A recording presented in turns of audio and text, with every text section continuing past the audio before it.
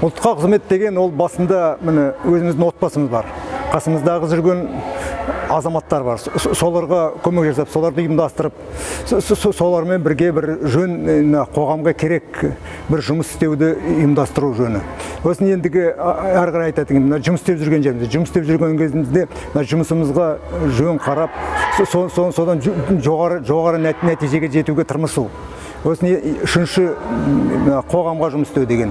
Мына біздің елде, біздің қалада нені қай нәрсесін қай бір кедігі бар, соны түзетуді, соны ойластыру керек. Әлгі Абай атамыз айтқандай, мына жерде бір кедік болып тұрса, соны бір кірпішін келіп сал дегендей. Сол сияқты біз қоғамға, елге қызмет істеуіміз керек. Тәуелсіздік, былай қарасам, біздің халыққа өте үлкен мүмкіншілік берді.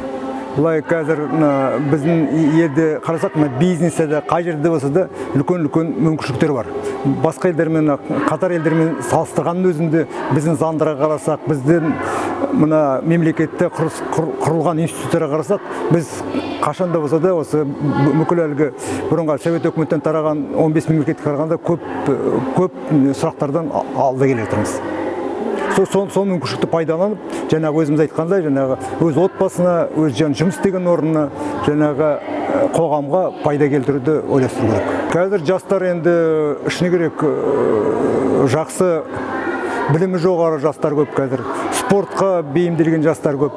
Қазір бұрынғыдай енді емес, енді қазір білімнің саласында бәрі өзгерістер келе жатыр ғой. Сол жағынан енді сол өкіметтен беріп отырған, отбасынан беріп отырған мүмкіншілікті пайдалану керек.